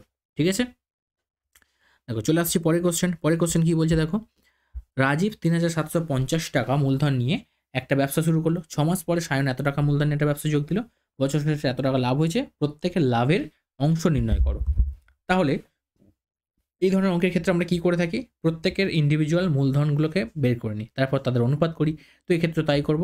রাজীব আর আরেকজন কি আছে, সায়ন, ঠিক আছে। তো রাজীব দেখো ৩,৭৫০ টাকা নিয়ে বিজনেস শুরু করলো। 6 মাস পরে সায়ন আসছে 15,000 টাকা নিয়ে। তো সায়নের মূলধন কত, 15,000 টাকা, বাট সেটা 6 মাস পরে আসছে। তার মানে এই যে টাকাটা, রাজীবের টাকাটা পুরোপুরি সে 12 মাস খাটিয়েছে। 1 বছরের পরে কত, বছরের শেষে দেখো লাভ হয়েছে। তো বছরের শেষে মানে 1 বছরের দিয়ে এই অঙ্কটা করতে হবে। তার জন্য 1 বছর মানে 12 মাস, অর্থাৎ ৩,৭৫০ টাকা তার 12 মাস খেটেছে। তো যেটা আসবে সেটা। তো অনুপাত করবো না, আমরা গুণ করবো না, গুণ করা মানে সময় নষ্ট, আমরা ডাইরেক্ট অনুপাত লিখবো, তাতে কাটাকাটি করতে সুবিধা হবে। আর এক্ষেত্রে দেখো সায়নের টাকার সঙ্গে কত গুণ করব, 6 গুণ করব। কারণ কি, কারণ সায়নের টাকাটা দেখো 6 মাস পরে সায়ন যোগ দিয়েছে ব্যবসায়। তার মানে বাকি 1 বছরের মধ্যে, মানে 1 বছরের মধ্যে 6 মাস যদি শেষ হয়ে যায়, বাকি 6 মাস টাকাটা, 6 মাসের টাকাটা তার ব্যবসায় নিয়োজিত ছিল। তো সেই জন্য তার ক্ষেত্রে 6 দিয়ে গুণ হবে। বোঝা গেছে?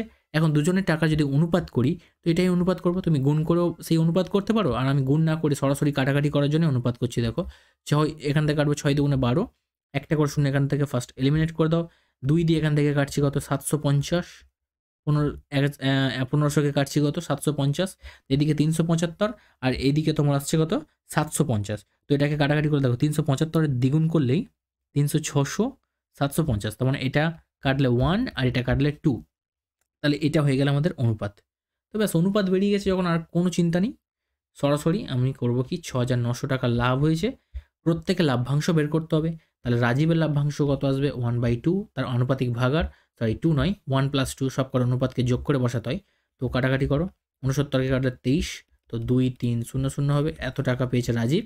আর আরেকজন যে সায়ন, তার ক্ষেত্রে লাভ কত হবে, তার দেখো আনুপাতিক ভাগার কত হবে, 2, আর দুটোকে যোগ করে নিচে আসবে 3, অর্থাৎ এখানেও দেখো সেম আসবে, অর্থাৎ এটা আসবে 46,000, সরি 4600। তো এত টাকা। তো এর মূলধন মানে এর লভ্যাংশ 4,600 টাকা, আর রাজীবের মূলধন সরি লভ্যাংশ 2,300 টাকা। ব্যাস হয়ে গেল উত্তর। বুঝতে পারছো, এত সুন্দর সুন্দর ছোট ছোট অঙ্ক, 5 নম্বরের কোশ্চেন। বোঝা গেছে? পরের কোশ্চেন দেখো, সমাধান করতে দিয়েছে 1/x-3 -1/x + 5 = 1/6। তো এখানে কিছুই করার নেই, ডাইরেক্ট আমরা এটাকে নিয়ে লসাগু স্টার্ট করব। তো লসাগু স্টার্ট করলে বা দেখো x-3 × x + 5, আর এদিকে যেমন 1 এর 6 আছে লেখো।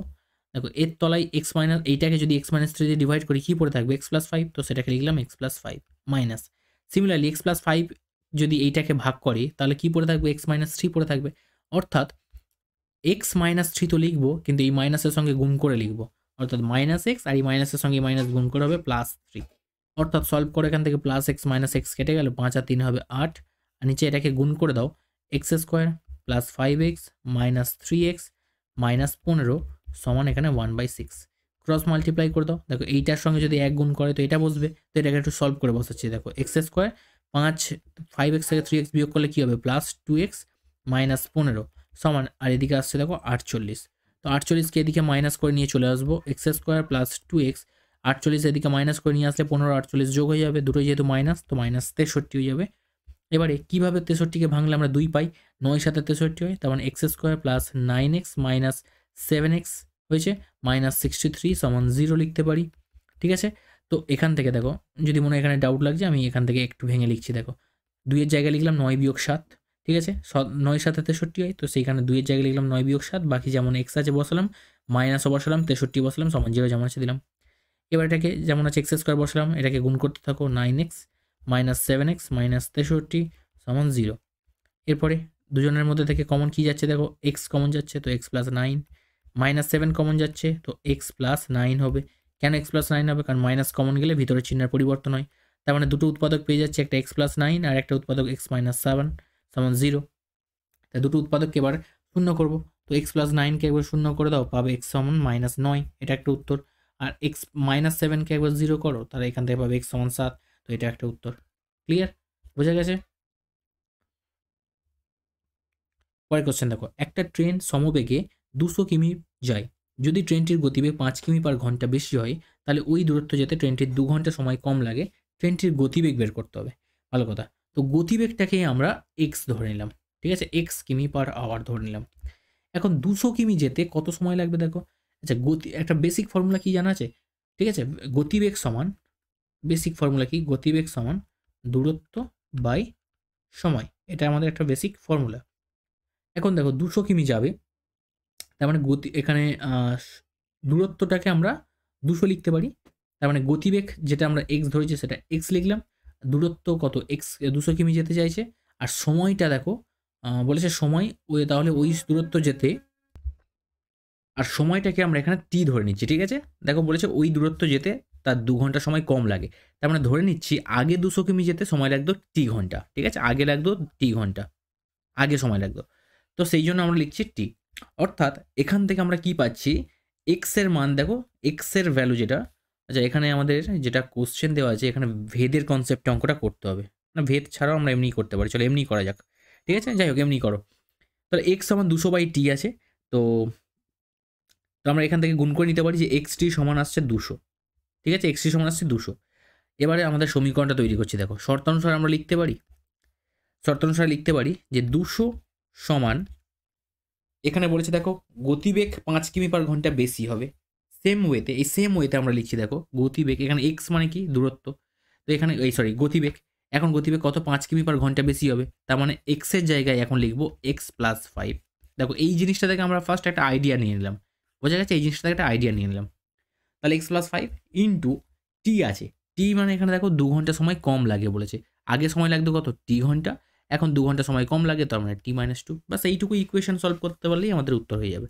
তার মানে 200 সমান, এখান থেকে আসবে কি এক্স টি, তারপর আসবে কি -2x plus 5t minus 10, clear. আচ্ছা 200 সমান এক্স টির মান দেখো এখান থেকে আমরা বের করে রেখে দিচ্ছি অলরেডি 200, ঠিক আছে, -2x আর এখান থেকে আসছে কত 5t, তাই তো 5t মাইনাস 10।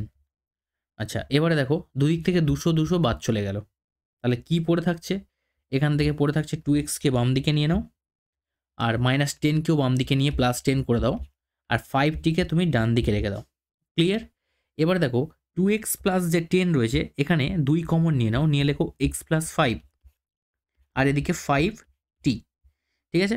তো x প্লাস 5 সমান আমরা লিখতে পারি, দেখো x প্লাস 5 সমান আমরা লিখতে পারি, এদিকে কি আছে 5t আছে, তো এইখানে আমরা লিখছি 5t/2, ঠিক আছে, 5t/2।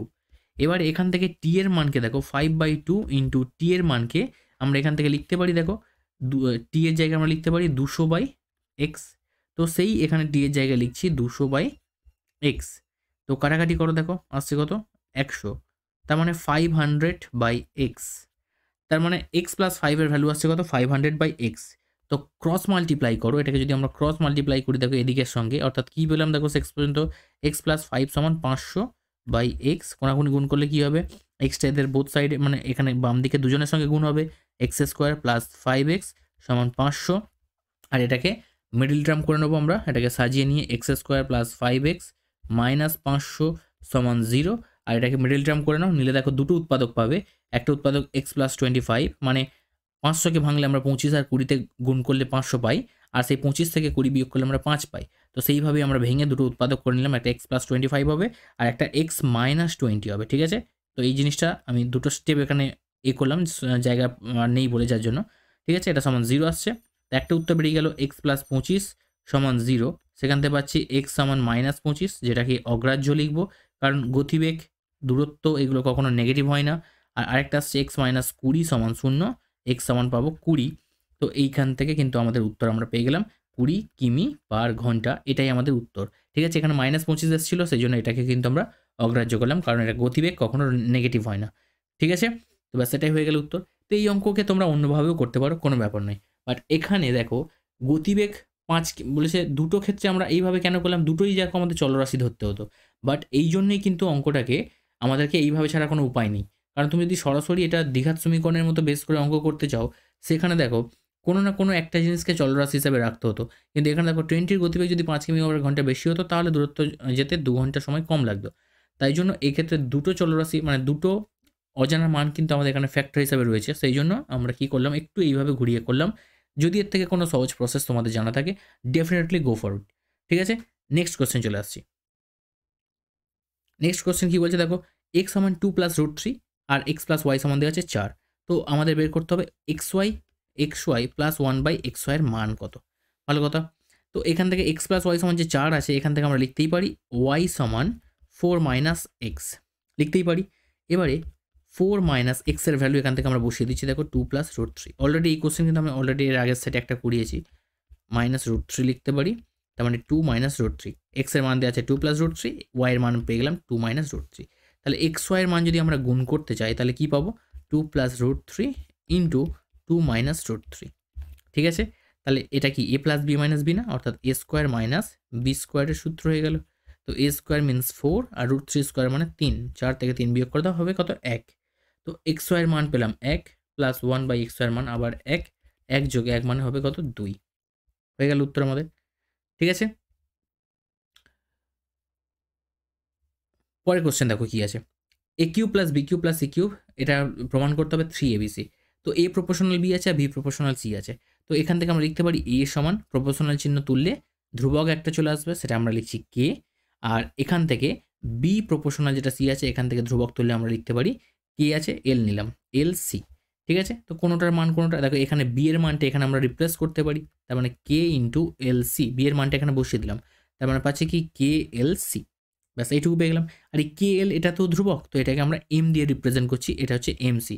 তো এইগুলো আমরা যেখানে যেখানে লিখলাম সেগুলো একটু দেখে নিই। প্রথমে এম সমান আমরা ধরে নিয়েছি পাশে, সেটাকে একটু লিখে নিলাম। এখানে দেখো এম সমান আমরা লিখলাম কে এল, আর সব কটাকে নিয়ে একসঙ্গে লিখে দিচ্ছি যে কে এল এম এগুলো কি অশূন্য ভেদ ধ্রুবক।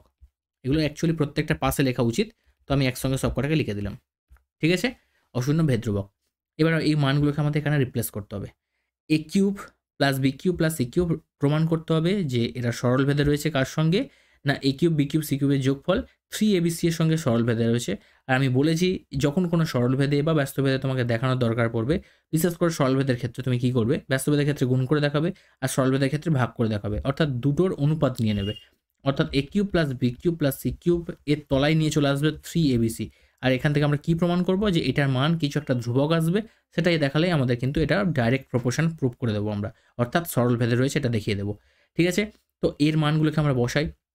এর মান কি পেয়েছি, দেখো এম সি পেয়েছি। তো যেহেতু এখানে কিউব আছে তাহলে লিখবো এম কিউব সি কিউব। বির মান কি পেয়েছি, এল সি। তো এল কিউব সি কিউব, আর সি কিউবের মান কোনো কিছু পাইনি তো ওটা বসিয়ে দিলাম। নিচে 3 ইন্টু এর মান কি সেম এম সি, বির মান কি এল সি, আর সি এর মান সি, মানে সি যেহেতু কোনো মান নেই তাই জন্য সি বসছে। উপর থেকে দেখো সি কিউব কমন চলে যাবে, গেলে পড়ে থাকবে এম কিউব এল কিউব আর সি কিউব। আর নিচে দেখো পড়ে থাকবে কি 3m এল আর সি কিউব। সি কিউবের সঙ্গে সি কিউব কেটে যাবে, তার মানে উপরে যে পার্টটা পড়ে আছে M cube plus L cube plus C cube, আর নিচে 3ml। দেখো এখানে কোনো চলরাশি আর নেই, অর্থাৎ এবিসিওয়ালা যে চলরাশিগুলো এখানে ছিল সেই জিনিসগুলো নেই, তো এটা পুরোটা একটা ধ্রুবক। আর এই ধ্রুবকটাকে আমরা শর্টে লিখে নিচ্ছি যে এটা সামথিং কে ধরে নিলাম, না কে তো অলরেডি ধরেছি, তো এটা এন ধরে নিলাম। ঠিক আছে, তো এন দেখলাম কি এইটার মান এলো কি এন, অর্থাৎ এন একটা কি এখানে ধ্রুবক, এখানে এন একটা অশূন্য ভেদ ধ্রুবক। ঠিক আছে, অশূন্য ভেদ ধ্রুবক। তো এইটা অবশ্যই কিন্তু লিখতে হবে প্রত্যেকটা, যেখানে যেখানে তুমি ধ্রুবক ধরবে প্রত্যেকটা পাশে কিন্তু লিখে দিতে হবে। আর এন সমান কোনটা এইটা, এটাও তোমাকে কিন্তু লিখে দিতে হবে। তার মানে আমরা কি দেখতে পেলাম, A cube plus B cube plus C কিউবের বাই 3abc এটার মান দেখালাম আমরা এন। এবার এই জিনিসটাকে আমরা এইভাবেও তো লিখতে পারি, A cube plus B cube plus C cube সমান এন ইন্টু 3abc, এটা লিখতে পারি। এবার দেখো যখন কোনো ধ্রুবক চিহ্ন প্রপোর্শনাল চিহ্ন তুলি তখন কি আসে, সমান চিহ্ন আসে, একটা ধ্রুবক আসে। তো এখানেও সেম, যখন আমরা প্রপোর্শনাল চিহ্নে ফিরিয়ে আনতে চাইছি তখন এই ধ্রুবকটাকে আর সমান চিহ্নটাকে তুলে দেবো, দিয়ে প্রপোর্শনাল চিহ্ন নিয়ে চলে আসবো, আর বাকিটা যেমন আছে বসিয়ে দেবো। আর এটাই তো আমাদের দেখো প্রমাণ করতে দেওয়ার কথা ছিল, তো প্রমাণ আমরা করে দিলাম। ক্লিয়ার? কি বলছে দেখো, এক্স ইস টু এ সমান ওয়াই ইস টু বি সমান Z is to C. Clear? তাহলে এখান থেকে তোমাকে বলেছে এটাকে প্রমাণ করে দেখাও। আচ্ছা, যদি কোনো সংখ্যা ক্রমিক সমানুপাতে থাকে তাহলে আমরা এখান থেকে লিখতে পারি এক্স বাই এ সমান ওয়াই বাই বি সমান জেড বাই সি। তো এটাকে আমরা কে ধরে নিই। ঠিক আছে, আচ্ছা কে ধরে নেওয়ার পরে সেখান থেকে আমরা কি করব, তার মানটাকে বের করব। কি না, এক্সের ভ্যালু পেয়ে যাবো এখান থেকে এ কে, ওয়াইয়ের ভ্যালু পেয়ে যাবো কি বি কে, আর জেডের ভ্যালু পেয়ে যাবো এখান থেকে সি কে। ঠিক আছে, এবার বাম পক্ষে এই মানগুলোকে বসাই, ডান পক্ষেও বসাবো, তারপর মানটা বের করব। দেখো এক্স কিউব আছে, তো এক্সের ভ্যালু কি এ কে, তো এ কে এর হোল কিউব প্লাস, আচ্ছা নিচে হচ্ছে তোমার আছে এ কিউব প্লাস উপরে দেখো আবার ওয়াই কিউব আছে, ওয়াই এর ভ্যালু কি বিকে, তো তার হোল কিউব নিচে বি কিউব প্লাস জেড এর ভ্যালু হচ্ছে সিকে, তো তার হোল কিউব নিচে সি কিউব। তো এটাকে সলভ করলে পাবো এ কিউব কে কিউব, নিচে আসছে A cube plus B cube C cube, B cube K cube, নিচে আসছে B cube plus C cube K cube, নিচে আসছে সি কিউব। সি কিউব কেটে গেল, এখানে বি কিউব কেটে গেল, এ কিউব কেটে গেল, তো পড়ে থাকছে এখানে কি K cube plus K cube plus K cube, তার মানে কি আসছে 3 কে কিউব। ঠিক আছে, সেম টু সেম আমরা কি করব আরইচএসটাকেও বের করব। তো আরইচএসে দেখো কি করতে পারি আমরা, আরইচএস সরাসরি আমরা মানটা বসিয়ে নেব 3xyz বাই এবিসি। তো 3x এর ভ্যালু এ কে, ওয়াই এর ভ্যালু বি কে আর জেড এর ভ্যালু সি কে। ঠিক আছে, আর নিচে এ বি সি, দেখো এ কেটে যায়, বিও কেটে যায়, সিও কেটে যায়, তো পড়ে থাকছে কি 3 কে কিউব, তাই না? তাহলে আমাদের বাম পক্ষের সঙ্গে ডান পক্ষটা কিন্তু সরাসরি আমরা প্রুভ করে দিলাম, একদম ইজি অঙ্ক এটা। ঠিক আছে, আশা করি প্রত্যেকেই বুঝতে পেরেছো।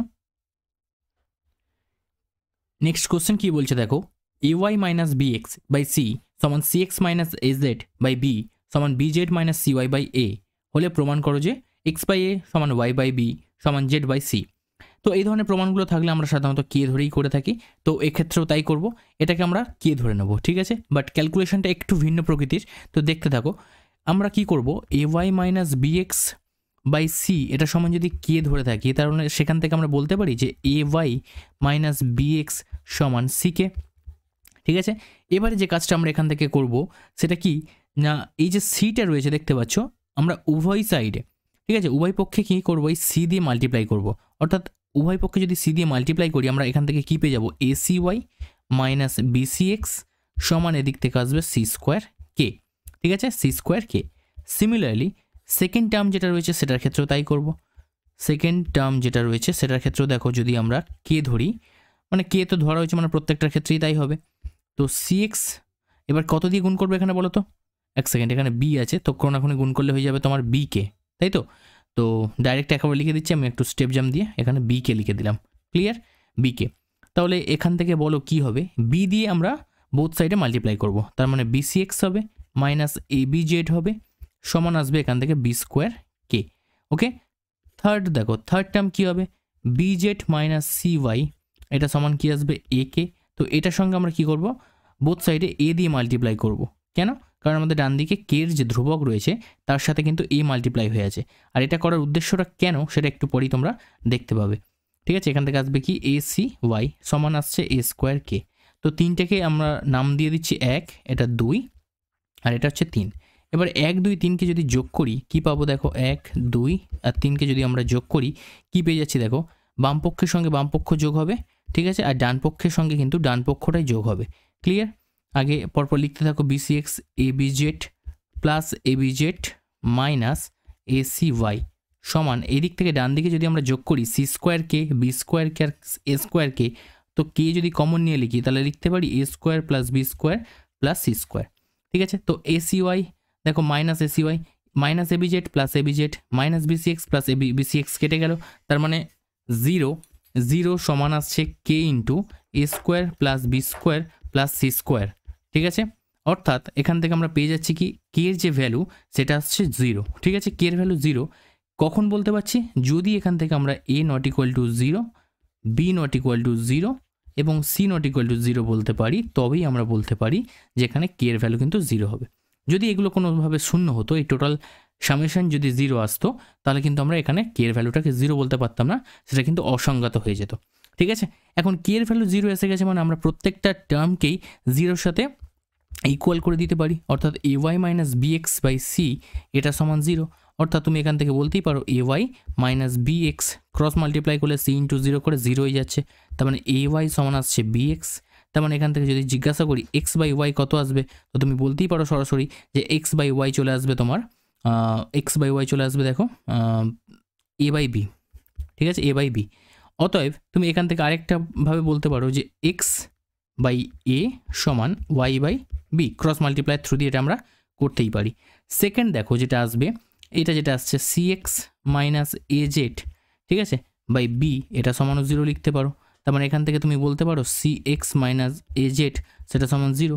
অর্থাৎ এখান থেকে আমরা এক্স বাই জেডকে যদি কম্পেয়ার করে থাকি তাহলে আমরা বলতে পারি যে এক্স ডাইরেক্ট লিখছি, ঠিক আছে, এক্স বাই এ সমান আসবে এখান থেকে জেড বাই সি, এটা লিখতে পারি। থার্ড যে টার্মটা দেখতে পাচ্ছ B Z minus C Y by A, এটা সমান 0। তো এখান থেকে আমরা বলতে পারি B Z minus C Y এটা সমান 0। তো এখান থেকে যদি ওয়াই টু জেড আমরা বের করি, ঠিক আছে, ওয়াই টু জেডের ভ্যালু যদি বের করি তাহলে কী লিখতে পারি, দেখো ওয়াই টু জেডের ভ্যালু যদি লিখতে পারি তাহলে কী হবে, দেখো সি ওয়াইটা এদিকে চলে যাচ্ছে, অর্থাৎ সি এর সঙ্গে ওয়াই গুণ হয়ে আছে এদিকে, আর জেডের সঙ্গে বি গুণ হয়ে আছে।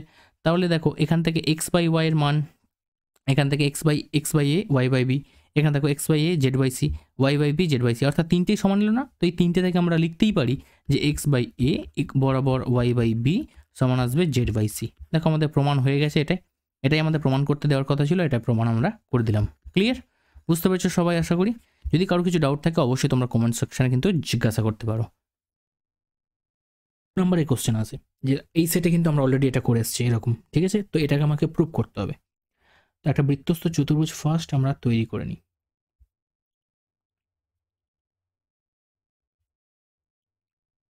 ঠিক আছে, এটা একটা বৃত্তস্থ চতুর্ভুজ, নাম দিয়ে দাও এ বি সি ডি। ঠিক আছে, এটা কোণ করতে হবে, যদি বা অঙ্কনে আমরা লিখবো অবশ্যই। ঠিক আছে, দেখো বৃত্তস্থ চতুর্ভুজে বিপরীত কোণগুলো সম্পূরক আমাকে প্রমাণ করতে হবে। তো কি তোমাকে দেওয়া রয়েছে, এবিসিডি একটা বৃত্তস্থ চতুর্ভুজ, তো এটাই প্রদত্ততে দেওয়া রয়েছে এ বি সি ডি একটি বৃত্তস্থ চতুর্ভুজ, বাস, এর বাইরে কিছু দেওয়া নেই, তো সেক্ষেত্রে আর কিছু লেখারও দরকার নেই। এবারে আমাদের কি দেওয়া আছে, প্রামাণ্য মানে যেটা প্রমাণ করতে হবে। তো কি প্রমাণ করতে হবে না, বিপরীত কোণগুলো সম্পূরক। বিপরীত কোণ মানে দেখো অ্যাঙ্গেল বিএডি, এটা একটা বিপরীত কোণ, অ্যাঙ্গেল বিএডি, তার সঙ্গে বিপরীত কোণ কোনটা নেব, অ্যাঙ্গেল বিসিডি,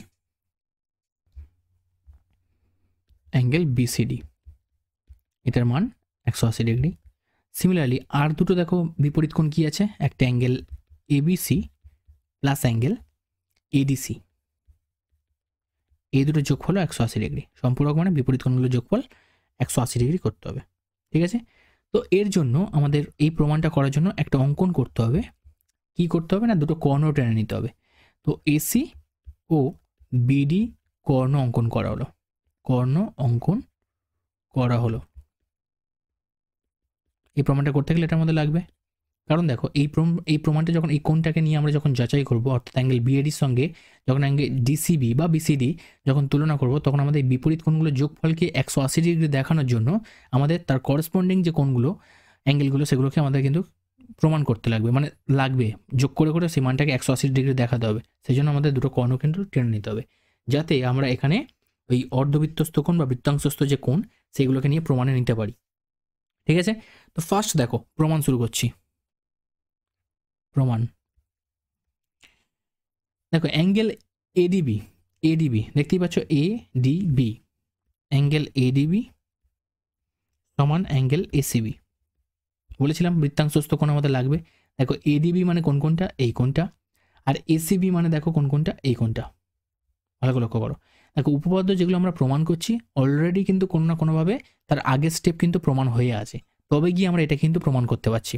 যদি এইটা না প্রুভ হয়ে থাকতো তাহলে কিন্তু এর পরের স্টেপে অর্থাৎ এই গোটাটাকে আমরা প্রমাণ করতে পারতাম না। তো অ্যাঙ্গেল এডিবি সমান অ্যাঙ্গেল এসিবি। ঠিক আছে, তো কেন এটা করতে পারছি, কারণ একই বৃত্তাংশস্থ কোণ সমান হয়। ঠিক আছে, একই